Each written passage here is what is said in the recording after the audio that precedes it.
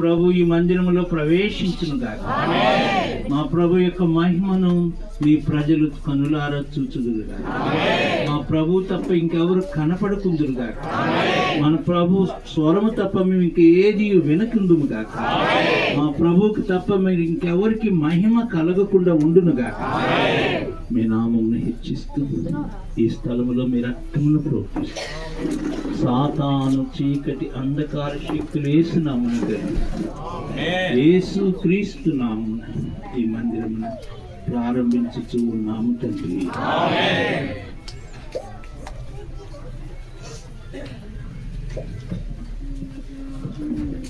ఆశ్చర్యకరుడా స్తోత్రము, ఆలోచనకర్తా స్తోత్రము,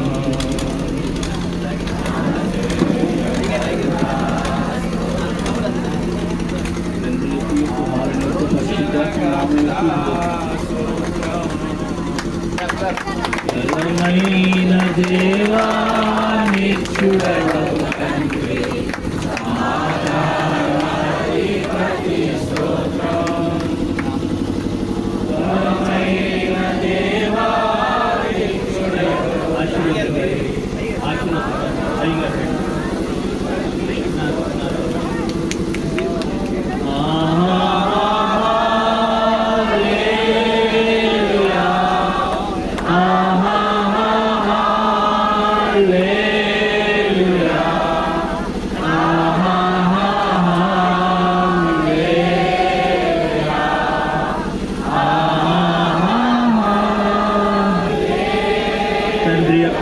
కుమారుని యొక్కయు పరిశుద్ధాత్మ యొక్కయు నామములో ఈ మందిరమును ఆయన మహిమ కొరకు, ఆయన సంఘము యొక్క క్షేమము కొరకు ప్రతిష్ఠించుచున్నాము.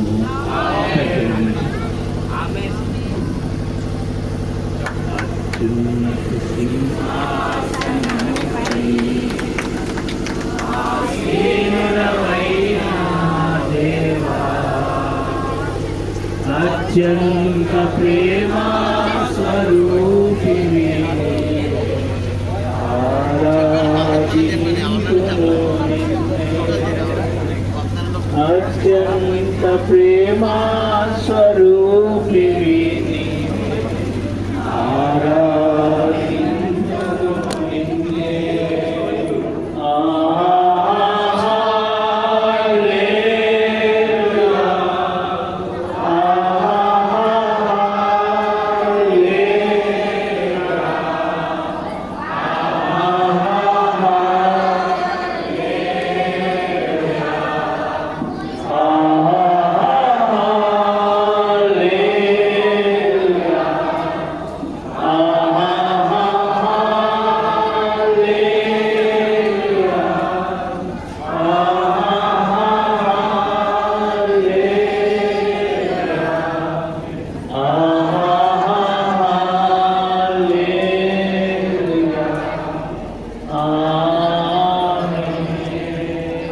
అలాగే వెలుపడి ఉండగా ఏ స్కేల్ గ్రంథం చూడండి. ఏ స్కేల్ గ్రంథం ఇది చాలా గొప్ప వాక్య భాగం. నాకు తర్వాత ఏ స్కేల్ గ్రంథం చాలా గొప్ప వాక్య భాగం.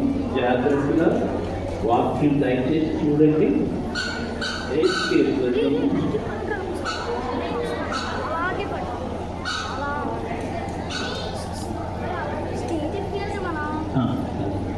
ఎస్కే గ్రంథం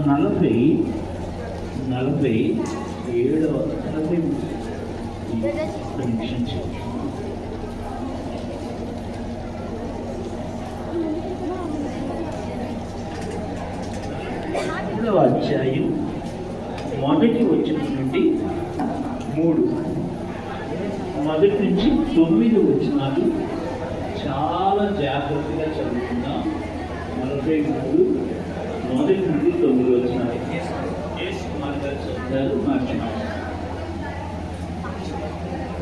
తరువాత అతడు తూర్పు నన్ను తోడుకొని కాగా ఇశ్రాయేలీయుల దేవుని ప్రభావము తూర్పు దిక్కున కనబడెను. దాని నుండి పుట్టిన ధ్వని విస్తార జలముల ధ్వని వలె వినబడెను. ఆయన ప్రకాశము చేత భూమి ప్రజ్వలించెను. నాకు కనబడు దర్శనము పట్టణము నాశనము చేయుటకై నేను రాగా నాకు కనబడిన దర్శనము వలె నుండేది. మరియు కేబారు నది దగ్గర నాకు కనబడిన దర్శనము వంటి దర్శనములు నాకు కనబడగా నేను సాగిలపడితిని. తూర్పు తట్టు చూచు గుమ్మపు మార్గమున యెహోవా తేజ మహిమ మరియు మందిరములోనికి ప్రవేశించాను.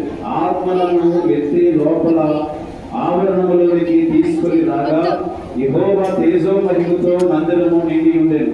మందిరములో నుండి ఎప్పుడు నాతో మాట్లాడినట్టు నాకు శబ్దము వినబడెను. అప్పుడు నా యొద్ద నిలిచిన వాడు నాతో ఇట్లనెను, నరపుత్రుడా, ఇది నా గద్దె స్థలము, నా పాదపీఠము. ఇక్కడ నేను ఇశ్రాయేలీయుల మధ్య నిత్యము నివసించదను. వారు ఇకను జారత్వము చేసి తమ రాజుల కళేబరములకు ఉన్నత స్థలములను కట్టి తామైనను తమ రాజులైనను నా పరిశుద్ధ నామమును అపవిత్రపరచిన యుద్ధులు. నాకును వారికి మధ్య గోడ మాత్రం ఉంచి నా గడప దగ్గర వారి స్థలముల గడపలను, నా ద్వార బంధముల దగ్గర వారి ద్వార బంధములను కట్టి తాము చేసిన హేయ క్రియల చేత నా పరిశుద్ధ నామమునకు దోషణ కలుగుటకై వారు హేతువులైన కనుక నేను కోపావేశున్నై వారిని నాశనము చేసి వారు జారత్వము మాని తమ రాజుల కళేబరములను నా యొద్ద నుండి దూరమునకు కొనిపోయిన ఎడల వారి మధ్యను నేను ఎల్లప్పుడూ నివసిస్తును.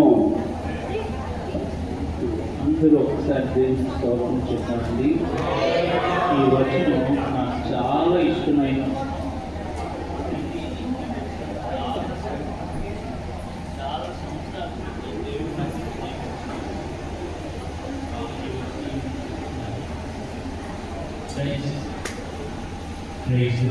ఈ వచనాన్ని నాతో చెప్పండి.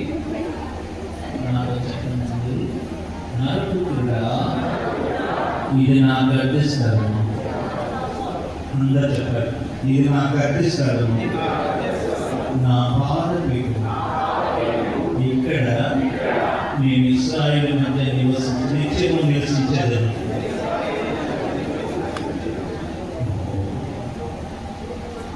అద్భుతమైన వచనం. ఆ తర్వాత వచనాలు చాలా అద్భుతమైనవి. నా గడప దగ్గర వారి స్థలముల గడపలను, నా ద్వార బంధముల లేక వారి ద్వార బంధములను కట్టి వారి మధ్యను నేను ఎల్లప్పుడూ నివసించాను. అద్భుతమైన వాక్యము. ఈ వాగ్దానం మన మధ్యలో నెరవేర్చిన కాక ఈ సమయంలో ప్రభు వల్ల కులిపి కానుకలు పెట్టి అలాగే లైబ్రరీ అన్నీ ఒకేసారి డెడికేట్ చేస్తాను. పరిశుద్ధుడు అయిన తండ్రి, మీ పాదములకు నమస్కరిస్తున్నా. ఎంత గొప్ప దేవుడు అయ్యారు. ఓ, ఇది నా గద్దె స్థలము, ఇది నా పాదపీఠం అని చెప్పినందుకు వందనాలు. వారి మధ్య నేను ఎల్లప్పుడూ నివసిస్తాను. నూతన నిబంధన